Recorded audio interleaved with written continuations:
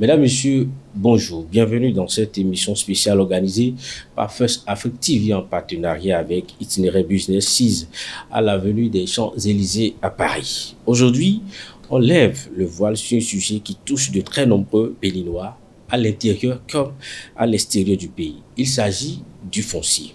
Litiges, conflits d'héritage, double vente de terrain, arnaques à distance, les problèmes fonciers nourrissent trop souvent les tensions dans nos familles, nos quartiers, nos villages. Pour mieux encadrer ces réalités, une juridiction spécialisée a été mise en place, le tribunal des affaires foncières. Mais en quoi consiste exactement sa mission? Qu'a-t-il déjà changé sur le terrain? Et surtout, quels conseils pour celles et ceux qui, depuis la diaspora, veulent acheter en bien sans tomber dans le piège? Notre invité du jour est bien placé pour répondre à toutes ces interrogations. Il est le procureur spécial à la Cour spéciale des affaires foncières. Il connaît les rouages, les réformes et les réalités du terrain. Monsieur Freddy Yawénou, bonjour. Bonjour. Merci d'avoir accepté mon invitation. Merci à vous aussi. On va rentrer dans le vif du sujet rapidement. Ma première question pour vous, monsieur le juge, pouvez-vous expliquer à nos amis téléspectateurs qui nous suivent en ce moment en quoi consistent précisément les missions et les prérogatives du tribunal des affaires foncières et comment celles-ci s'articulent avec les autres instances judiciaires? Merci. Bonjour chers amis téléspectateurs.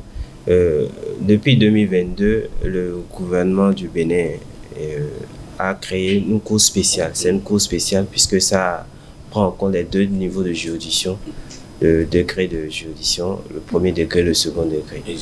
Donc c'est une cour spéciale qui a été créée en 2022 et qui a pour mission de régler, de connaître toutes les actions relatives aux confirmations et revendications des droits de propriété, aux actions relatives à l'expropriation pour cause d'utilité publique, les actions par rapport aux procédures administratives en ce qui concerne les actes administratifs délivrés dans le cadre du foncier. Et connaît aussi des infractions et crimes relatifs au foncier.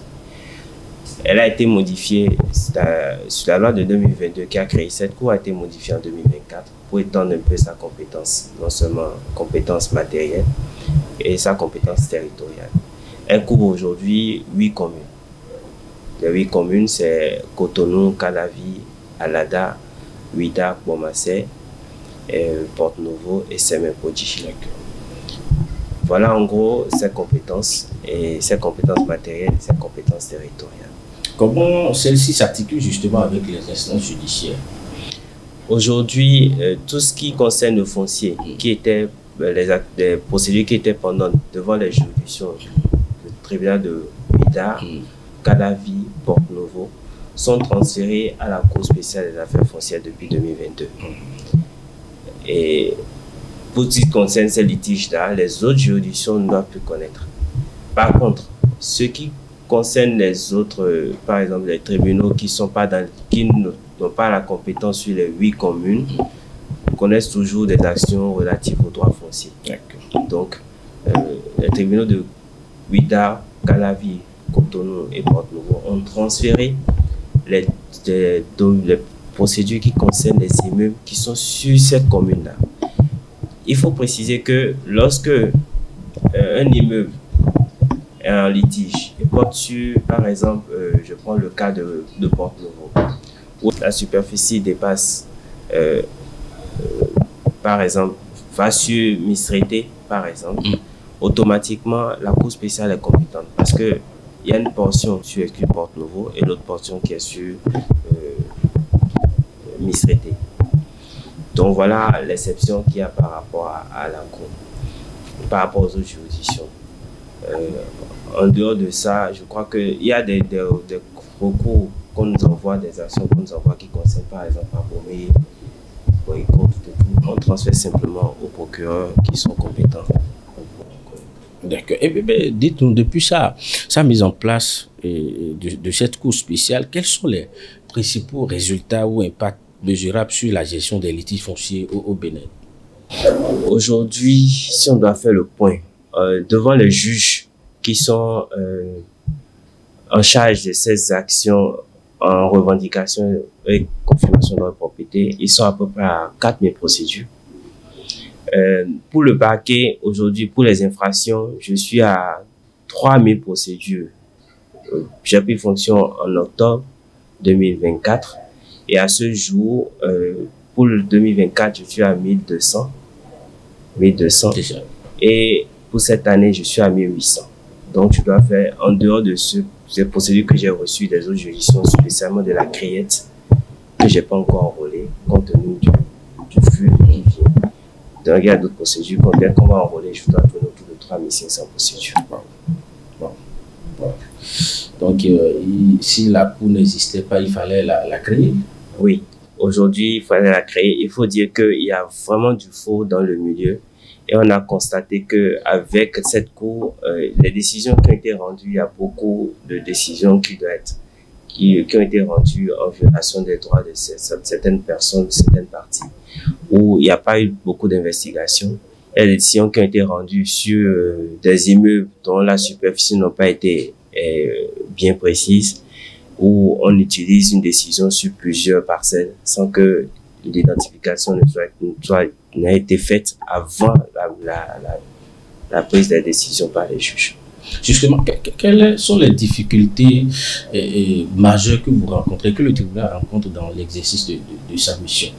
Aujourd'hui, il faut dire que ce que j'ai constaté, il n'y a pas une cartographie des litiges. Sans cette cartographie, aujourd'hui, on ne peut pas analyser et savoir quelles sont les poches où il faut vraiment sévir. Des communes où il y a beaucoup de faux, où il y a beaucoup de litiges.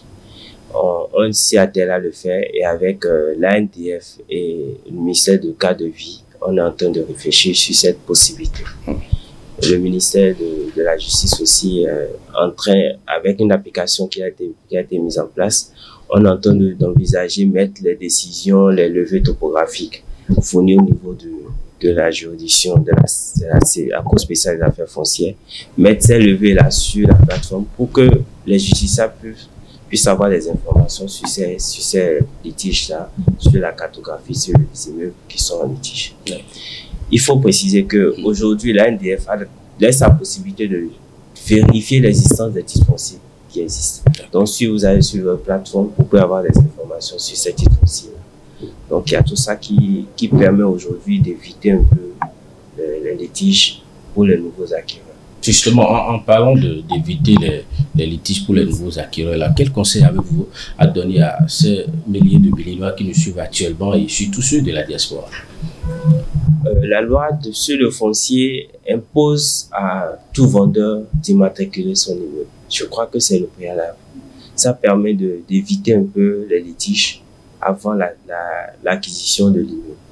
Il faut que celui qui veut acquérir l'immeuble vérifie réellement si l'immeuble a été immatriculé.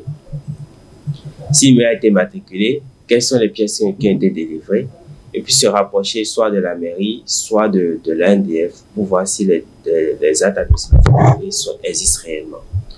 Aujourd'hui, on est en train de faire un nettoyage, déjà au niveau des mairies et au niveau de l'ANDF qui a numérisé pratiquement tous les titres fonciers. Au niveau des mairies, la lutte a commencé où on est en train de faire un audit de lotissement, la libération des réserves administratives, et pour que tous les justiciables ou les nouveaux acquéreurs ne puissent pas se faire arnaquer en achetant des immeubles qui sont dans les réserves administratives. Deuxième chose, pour qu'ils aient une assurance sur les dates administratives délivrées, notamment les attestations de recasement, les permis d'habiter. Tout ça, là, on est en train de faire un nettoyage pour que les uns et les autres puissent avoir une certaine assurance lors de l'acquisition de ces immeubles. Aujourd'hui, je crois qu'il y a une libération des réserves administratives qui est en cours. Pour les mairies, notamment Calavi, j'ai ordonné que les lotissements se fassent dans les règles. On a constaté qu'il y a des répertoires, tout répertoire pour certains lotissements, tout doit être audité par avec l'aide de la préfecture pour que tout le monde on ait les documents fiables pour pouvoir procéder à l'acquisition et à la vente des immeubles. Super. Votre mot de fin pour conclure, un appel à lancer aux Béninois pour les rassurer. Je sais qu'à un moment donné, ils n'avaient plus confiance à la justice, mais ils peuvent faire confiance à la Cour Cour spéciale des affaires foncières. Aujourd'hui, on est en train de faire un travail de fond, de nettoyage, et on a besoin d'un peu plus de courage pour atteindre nos objectifs et pour qu'il y ait beaucoup plus de sécurité foncière au Bénin. Merci beaucoup, Monsieur Yarounou, pour ce échange clair et riche d'enseignements. On retient que le tribunal des affaires foncières est une avancée majeure dans la sécurisation de nos terres, mais il ne peut réussir sans la vigilance des citoyens, sans transparence dans les transactions et sans accompagnement des institutions. Vous êtes de la diaspora, un conseil: ne signez rien sans vérifier. Prenez un bon notaire, exigez les documents officiels et rapprochez-vous des structures comme la NDF. Merci à vous, Monsieur Yarounou, pour encore d'avoir répondu à nos questions ce matin. Merci à nos amis téléspectateurs. Merci de nous avoir suivis. À très bientôt.